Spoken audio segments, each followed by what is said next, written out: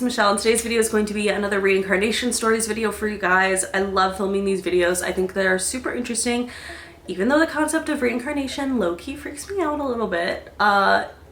It's interesting. Like, I feel like it's kind of the only evidence of life after death. Low-key kind of scares me, but before we get into it, I'd like to thank Casetify for sponsoring today's video. So Casetify is a tech accessory brand specializing in protective phone and AirPod cases, watch bands, and many other tech accessories. Casetify cases have a great drop protection. Their Chi-Tech 2.0 technology, you can literally drop this phone from 9.8 feet and it won't break, which is very good because I drop my phone literally all the time. I also love that Casetify's new impact and ultra impact cases are made with 65% recycled material. I think it's important because the environment just needs a little love, and that's just like one way to be able to contribute. There's also endless print options that are super cute. So let me show you guys some that I made. Kind of like a neutral tan color, and I had in green writing, I just wrote muted because I feel like it's funny because the colors are kind of muted, but also like muted, like muting your phone. These ones I picked out actually, and I love any floral print. I think this is so pretty. This one I'm like literally obsessed with. I think that's so nice. And then I also made this one, which I really like because it's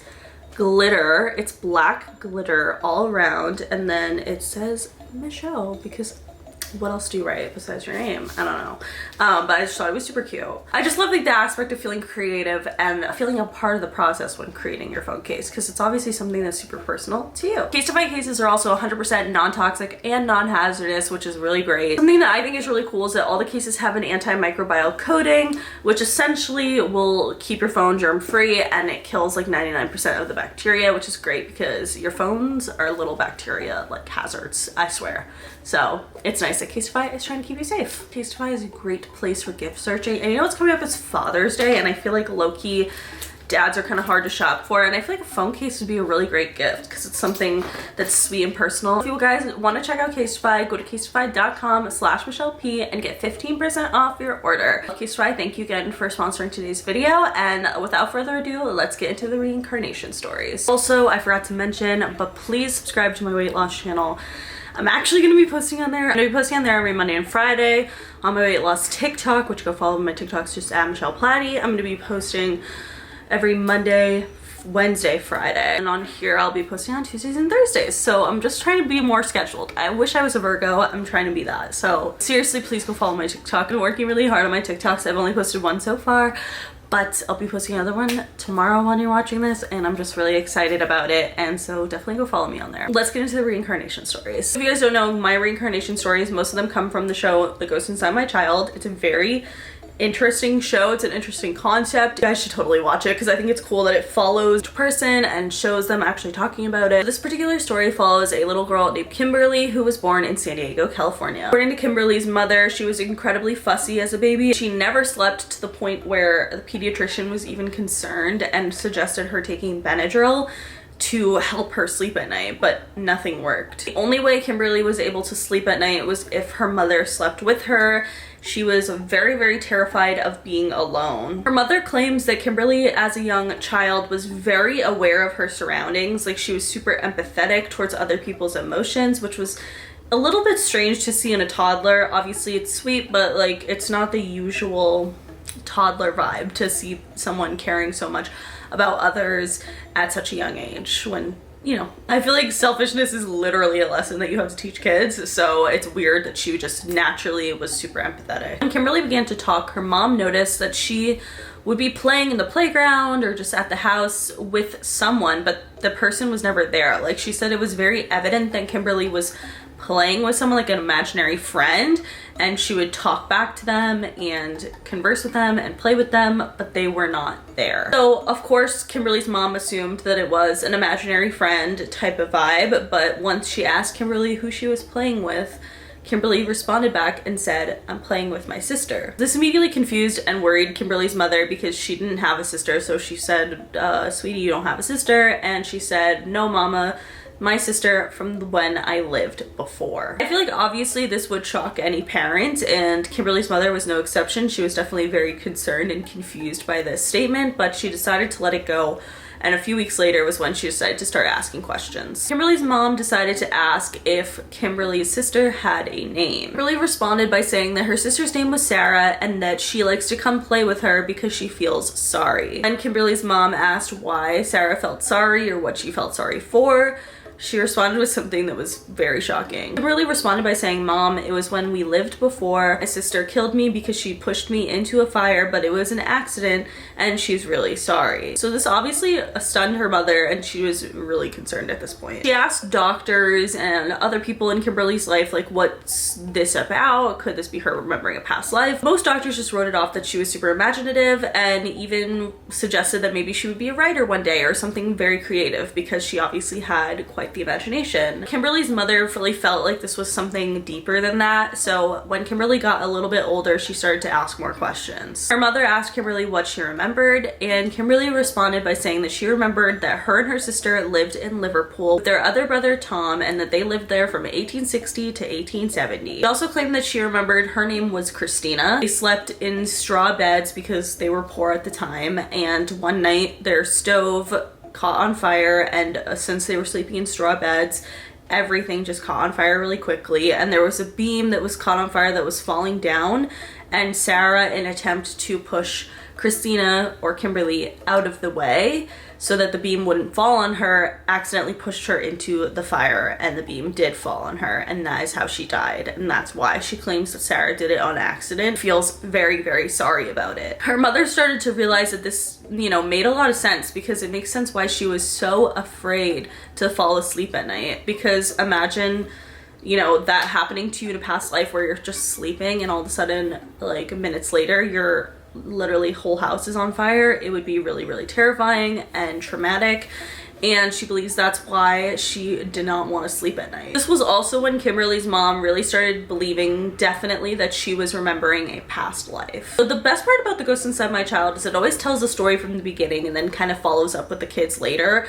This was the oldest kid that I have seen personally on the show. She was 21 when she ended up talking about it. So Kimberly came on, 21 years old now, and saying that she still has issues with sleeping, and but also specifically issues with growing up. She really claims her high school graduation was incredibly hard for her, and that anything having to do with becoming an adult was very overwhelming. She feels like this is due to her passing away at a super young age in her past life, which makes a lot of sense why growing up could be like an overwhelming feeling. I feel like it's overwhelming for anybody, but especially someone who didn't get to live a life that they were supposed to live. Kimberly was explaining how she now doesn't physically see Sarah anymore. I guess as a child, she more saw like an apparition of this like Sarah, but now she just kind of feels like someone's always watching over her, but she feels like it is Sarah because it doesn't feel like a negative energy. She feels very calm and like supported by this energy. Kimberly's mom believes, however, that it is now time for Kimberly to say goodbye to Sarah and her past life and move on and grow up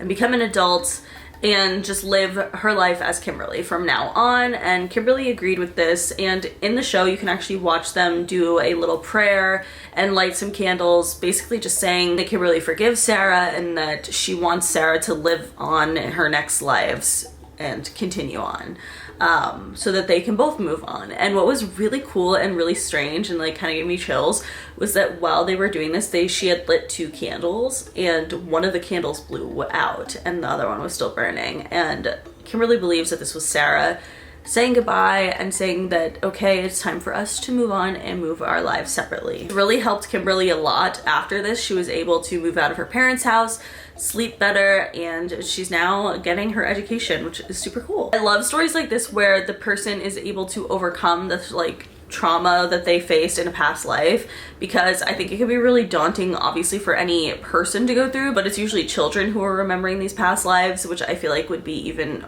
harder because it's like you can't process things the same way as an adult, and it's just really scary. I don't know, reincarnation freaks me out. As much as I think it's kind of cool and sweet, like I think that story is really sweet, I'm scared. Next story is about a little girl named Jada who was born in Martinsville, Virginia. Jada's mother had a really troubling pregnancy. She was very sick the whole time, and 3 weeks before she was supposed to give birth, she got a really bad chest infection, but then that night her water broke and Jada was born. Jada's mom claims that she was a super shy and quiet child, but she also didn't really love a crowd, but she hated being alone. When Jada was just 3 years old, she began to tell her mom that she was so happy that she picked her to be her mother. Jada began talking about the life between lives, where she said that essentially she would see like a slideshow of her mother and her father, and she chose them to be her parents in this life. But like I said, Jada really hated being alone. She hated going into crowds, and anytime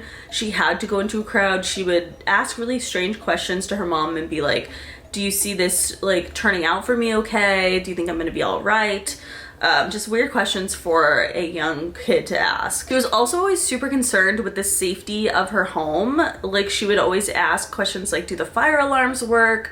Like, have you changed the batteries recently? Stuff like that, that again, a young kid should really not be concerned with. So Jada, her sister, and her mother ended up going to a fire festival in Ireland. They ended up being a part of the parade where essentially they were walking towards this hill, and this big bonfire broke out, and was on purpose. Like, it's the Festival of Fires, but it was so terrifying to Jada that she immediately started screaming, like having a full-on panic attack, freaking out. Her mother had never seen anything like it, and she was very concerned. Jada also refused to talk about it after. Anytime her mother asked, she kind of just gave a blank stare. But then 6 months later, randomly, Jada said to her mom, hey, remember when we went to that festival with the fire?